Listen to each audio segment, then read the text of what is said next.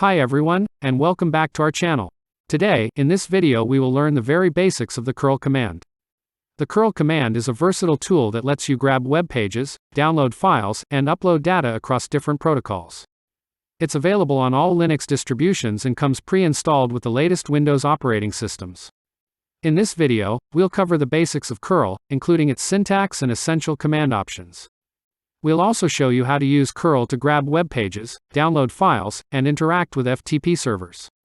So, whether you're a beginner or just need a refresher, this video will get you up to speed with cURL command.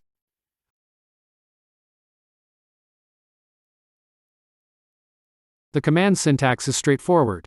To download a web page, we run the cURL command followed by the URL of the web page.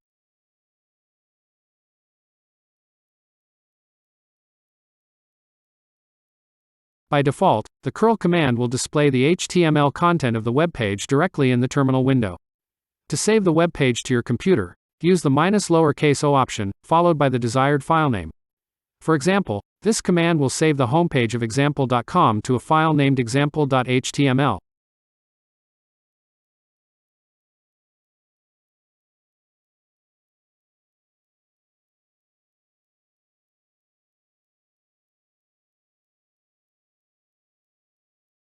Understanding the headers of an HTTP response is crucial for web developers and system administrators. To view the headers of an HTTP response using cURL, use the -I option. The -V option gives you extra details and is helpful for debugging. It shows more info about what's happening while the transfer is going on. The -I option shows only the headers, without the actual content of the response. If you want to see both the headers and the content, you can use the --include option.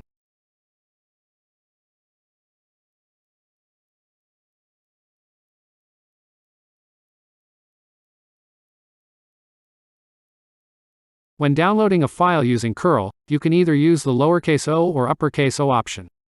The uppercase O option preserves the original file name of the downloaded file, while the lowercase o option allows you to specify a custom file name for the downloaded file. For instance, this command downloads the sample.zip file from example.com, and saves it as sample.zip without altering the original file name.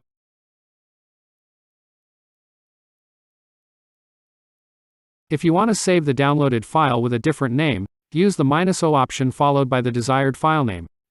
For example, this command downloads the sample.zip file and saves it as sample2.zip. By the way, you can use the ## option to display a progress bar, providing a visual indication of the download progress.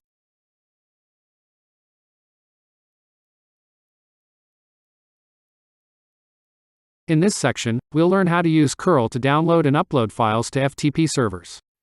For downloading, you can use the same lowercase o and uppercase O options just like with HTTP downloads. If you need to authenticate with the FTP server, use the -u option followed by your username and password. For instance, this command downloads the file 1.txt from the FTP server at 192.168.1.100 and saves it with the same name.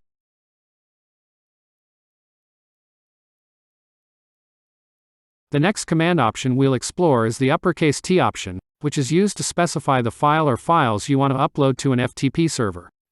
For instance, this command uploads the file 1.txt to the FTP server.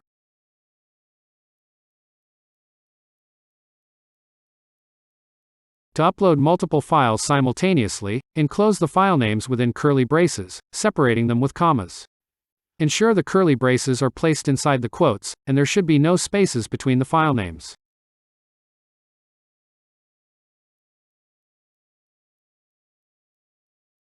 And one more thing. If you just want to see a list of files and folders on the FTP server without actually downloading anything, you can use the -L option.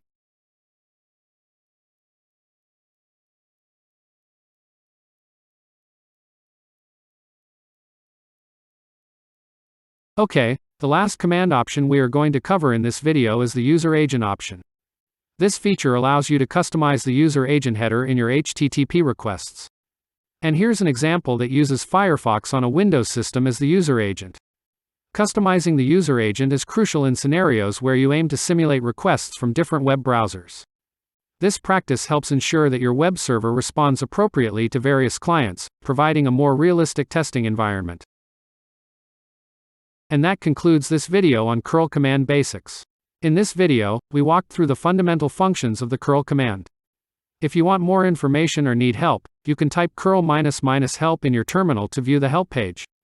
Additionally, for a more in-depth understanding, check out the full documentation with the man command.